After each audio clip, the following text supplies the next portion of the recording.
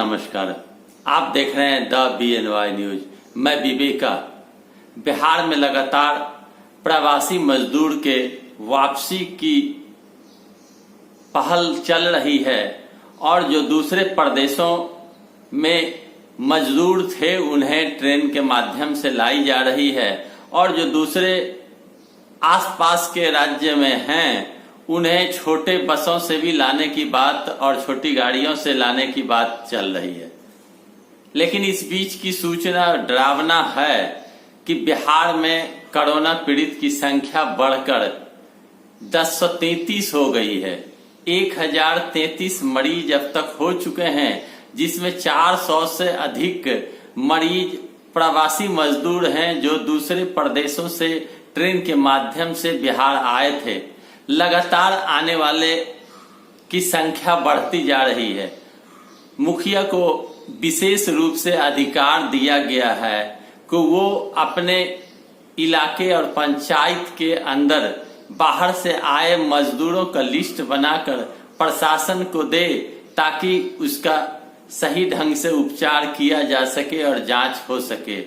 बिहार में 30 मई तक सारे गरीब परिवार को राशन कार्ड उपलब्ध करा दी जाएगी। जीविका दीदी ने लिस्ट तैयार किया है और 3 लाख गरीबों को राशन कार्ड दे दी गई है। बिहार सरकार ने यह भी आदेश जारी किया है कि जो रेस्टोरेंट चालू किए गए हैं उन रेस्टोरेंटों से गरम खाना बनाकर घर घर होम डिलीवरी की जाए। रेस्टोरेंट को खोलने की अनुमति दे दी गई है, लेकिन रेस्टोरेंट से केवल होम डिलीवरी करने की बात कही गई है। बिहार सरकार ने यह भी कहा है कि सरकार के नुमाइंदे यह जांच करे कि कौन से विदेशी उत्पाद की खरीदगी आम लोग करते हैं और विदेशी उत्पाद के तर्ज पर घरेलू उत्पाद की तैयारी करी जाएगी और उद्योग धंधों को पटरी पर लाने का प्रयास किया जाएगा। आर्थिक रूप से कमजोर हो रहे इस व्यवस्था को सुदृढ़ बनाने के लिए बिहार सरकार ने भी केंद्र सरकार के आदेशानुसार स्वदेशी सामग्री को बाजार में ज्यादा से ज्यादा पहुंचाने की बात कर रहे हैं और स्वदेशी सामान को बनाने की बात कर रहे हैं। मछली उत्पादन हो, मखाना उत्पादन हो, इन सारे वस्तुओं पर विशेष रूप से निगाह रखी जा रही है। वहीं कोविड-19 के बढ़ते प्रभाव को देखते हुए जो ड्यूटी से नदारद डॉक्टर हैं उन्हें शोकॉज किया गया है और उन पर कार्रवाई करने की बात कही गई है। यही नहीं, बिहार सरकार ने उन निजी नर्सिंग होम वालों को भी ताकीद किया है कि अविलंब नर्सिंग होम खोलकर आम लोगों का उपचार करें, नहीं तो डॉक्टर्स की कैंसिल करी जाएगी सर्टिफिकेट और जो निबंधन नर्सिंग होम का है उसे भी रद्द किया जाएगा। बिहार सरकार की प्रशंसा पीयूष गोयल केंद्रीय मंत्री करते हैं और कहते हैं कि बिहार सरकार के मुखिया नीतीश कुमार ने सबसे पहले श्रमिक को बिहार लाने में रुचि दिखाई और श्रमिक मजदूरों को बिहार में लाकर उसकी उचित इलाज कराना और उसकी देखभाल करना और खाने की व्यवस्था करना और अलग से राशि देने की भी बात कही है। मैं बताता चलूं आपको कि जो दूसरे प्रदेश से बिहार मजदूर आ रहे हैं उन मजदूरों को भाड़ा के अलावे 5,000 रुपया देने की बात कही जा रही है। सही तरीके से भोजन नहीं मिलने के कारण अररिया रानीगंज क्वारंटीन सेंटर के अंदर रह रहे जांच होने वाले श्रमिक ने भारी बवाल काटा और बवाल करके सही भोजन की मांग किया।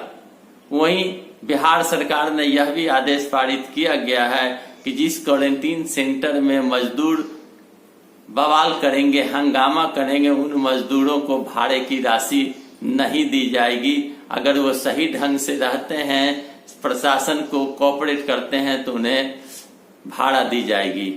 इस प्रकार की घटना कई इलाके में घटित हो रही है। उधर इलाहाबाद हाई कोर्ट ने डाली गई याचिका नमाज अदा करने के बाद अजान की बात पर इलाहाबाद हाई कोर्ट ने रोक लगा दिया और इलाहाबाद हाई कोर्ट ने कहा कि अजान कोई इस्लाम में शामिल नहीं है। अजान मस्जिदों में लाउड स्पीकर लगाकर नहीं दी जा सकती है, इससे ध्वनि प्रदूषण की संभावना बनती है और अजान लाउड स्पीकर से देकर लोगों की नींद नहीं हराम की जा सकती है।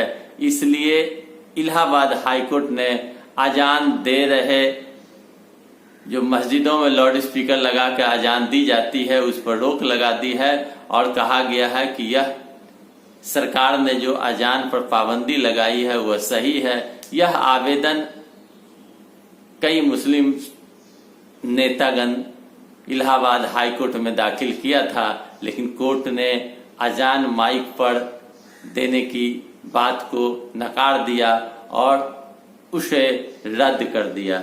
साथ ही साथ यह भी मैं कह दूं आपको कि अपने आप को सुरक्षित रखें और सोशल डिस्टेंस का फायदा उठाना होगा, नहीं तो कोई भी व्यक्ति कोरोना के शिकार हो सकते हैं। बिहार सरकार बिजली की खपत में कुछ सस्ता करने की भी बात कही है। बिहार सरकार का दिशा निर्देश है कि बिजली भी कुछ सस्ती होनी चाहिए, उस पर भी बात चल रही है। कई बिहार सरकार की योजनाएं हैं, जिस योजनाओं का लाभ कहां तक आम जनता को होता है यह तो वक्त रहते ही पता चल पाएगा। चूंकि जितने लाखों लाख संख्या में प्रवासी मजदूर आ रहे हैं और उनका कहना है कि खाने को पैसा नहीं है, खाने को अनाज नहीं है, तो ऐसी स्थिति में बिहार सरकार कहां तक इस संघर्षपूर्ण जीवन जी रहे श्रमिकों का समस्या का निदान कर पाएंगे, यह तो वक्त रहते ही पता चलेगा। मेरा वीडियो आपको अच्छा लगे तो लाइक करें, शेयर करें, कमेंट करें, सब्सक्राइब करें मेरे चैनल को। धन्यवाद।